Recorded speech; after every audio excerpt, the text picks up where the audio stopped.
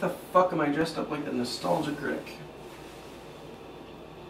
And why the fuck is there a rainbow puke in the toilet? Happy, happy, joy, joy, happy, happy, joy, joy, happy, happy, joy, joy, joy.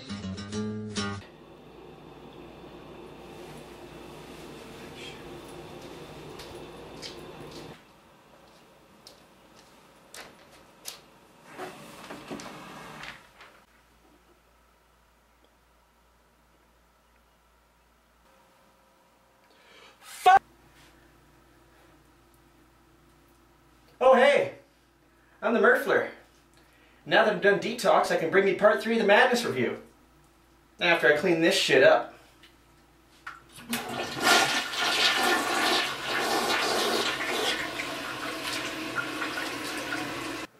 Well, before we start this review, there's something I should let you guys know. Firstly, I've changed out of my critic costume back into my regular clothes. I'm not going to have any anti-brain melt, so please excuse the psychotic episodes. And lastly, I realized the gag joke doesn't work for anyone besides Spoonie. And I'm going to get rid of it. Why I'm going to get rid of it? It's obvious, because... This isn't funny! It's Madness Combat 5.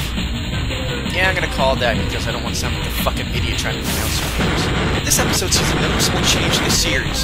It seems to set the style of not just the world, but Hank, Tricky, and Jesus himself, with only slight variations from here on out. There's just so much awesome in this single episode. Here's the opening of episode 5 that composes the trailer for the whole series.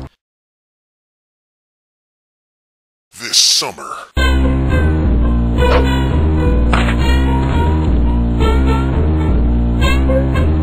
Violence.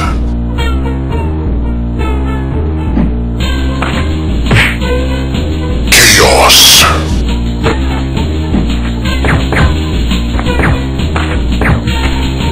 Carnage. Mayhem.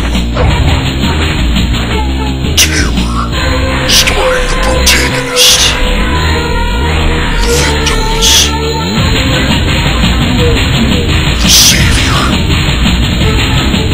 The clown. Greater madness brings you. Madness the movie. See? Isn't that awesome? I'd sure as shit want to see that.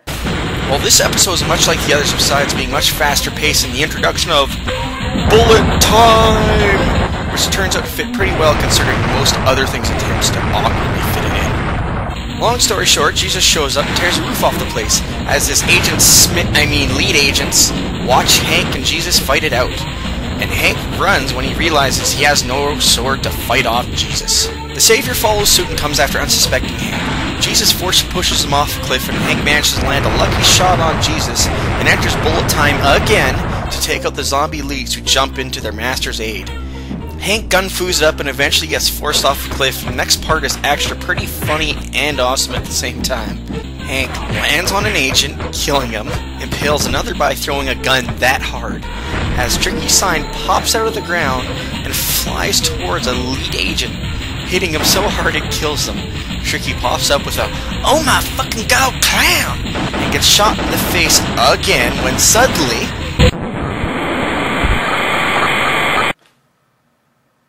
Holy Jesus Christ. Thought that was Tricky Madness again. Well, Tricky flies into a seizure of power.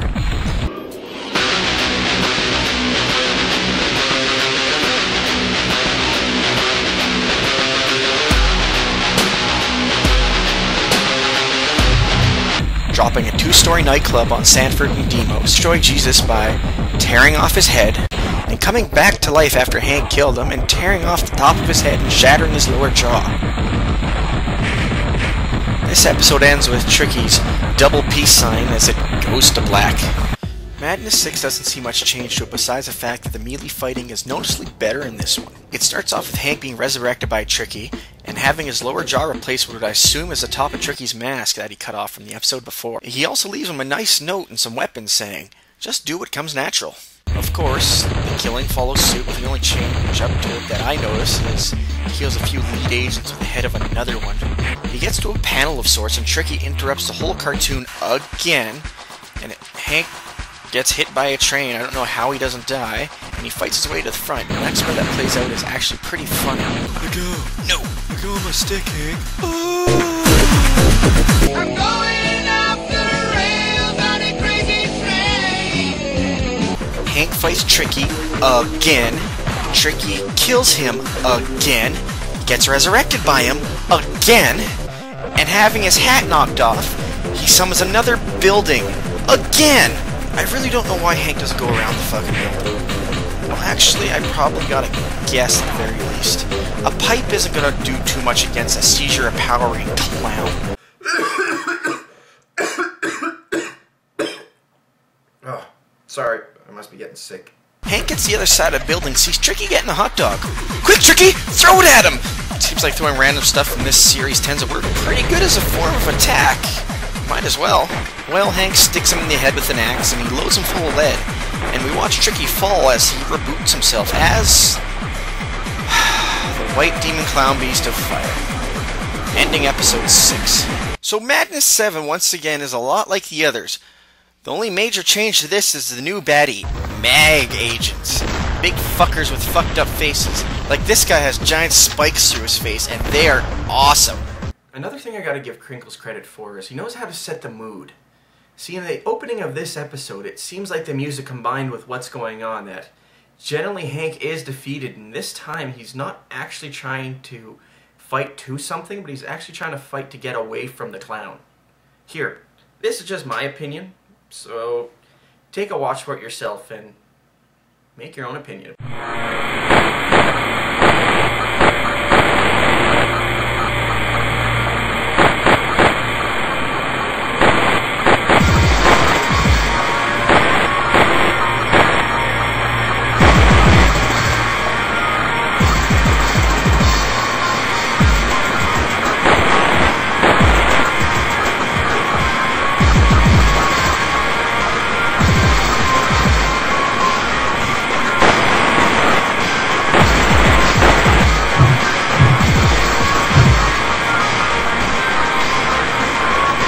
See? At the very least, the music matches up with the scene.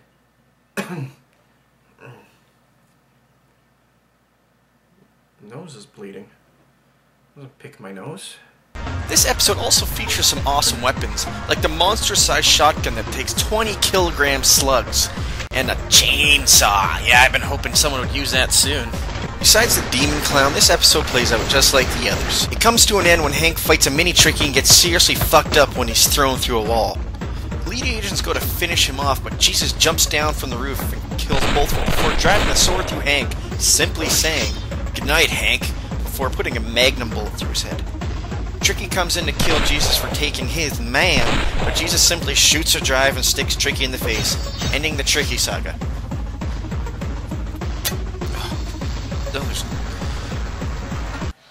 No, you guys can't be out.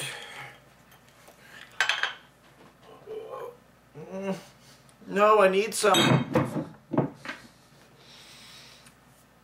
I'm sorry. Despite all these awesome scenes, I still have so many questions. Like, putting aside the power of the improbability drive, why did Tricky come back as a demon clown beast of white fire? Why not just come back with more superpowers? Or, why does the Mag Agent have fucking spikes through his brain, yet he seems completely okay? Like, this shit makes no sense. Like, give me a fucking break here. Like, oh yeah, and I also forgot. What the fuck is everyone's drive? Why the fuck is this happening? Why in Nevada? Why is a Mag Agent so big? Why do they have a button that you can train somebody with the flick of a switch? Don't you go God, crazy. I hate this. I don't understand. God help me. Why? Why do I also have boos? This would make it so much easier. My brain is melting inside my skull. Oh God, wow!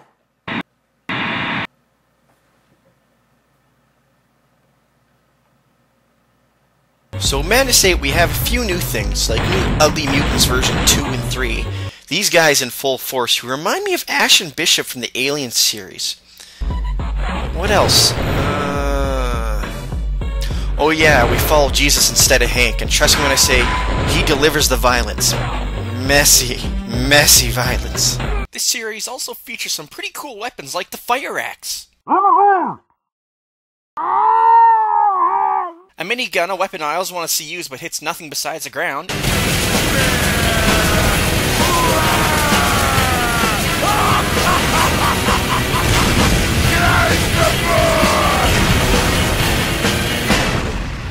And another weapon I wanted to see used also, the rocket launcher. Yeah, I think Crinkle's borrowed a few ideas from TF2. What, you don't believe me? He has a TF2 themed video, at the very least he's played the game. And I am real Crinkles. Anyways, on to the actual episode now. Jesus fights his way to Hades and takes out what I assume is his clone factory, and Hades sends his personal bodyguard Mag Agent version 2. Jesus then flies away across the battlefield, dodging minigun bullets along the way, and he fights his way to the improbability drive, and Hades comes in to stop him, but it's too late! Normality returns in the world, and the bolt sends Jesus and Hades back to their appropriate place in the cosmology. Or not. When this episode first came out, fans were just stunned when "Then There Was None" came across the screen. Everyone, including myself, was wondering, is it over? Was that the last episode? Because the fans were used to Crinkles ending all of his episodes on a point where he can either start it up again, or just leave it at that, depending on if the fans wanted more or not. But it seemed like a definite ending, with nobody left alive, and the final combined words made many people believe it. Alright, now on to Madness Combat 9, starring Sanford and Demos.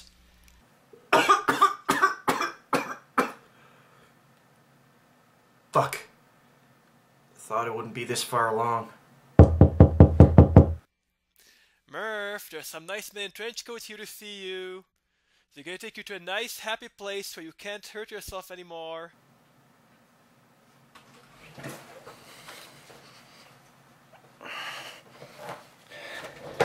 You'll never take me!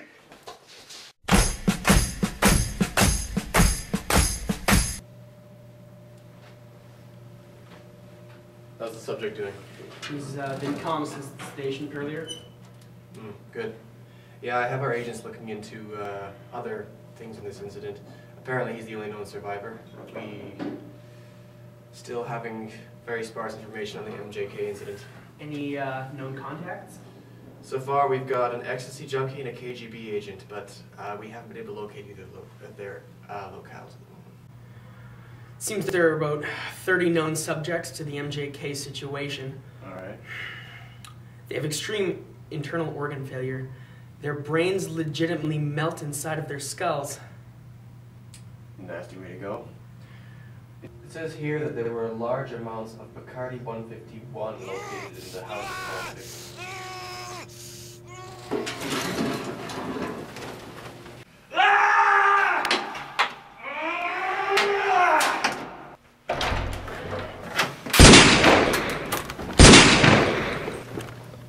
Where did you get the weapon? Plot convenience, motherfucker.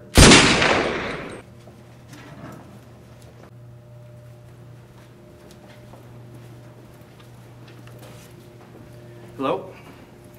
Need my gun. You know the place.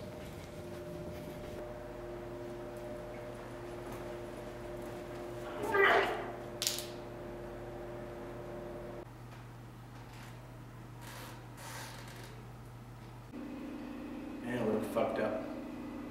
Man, it's shitty outside.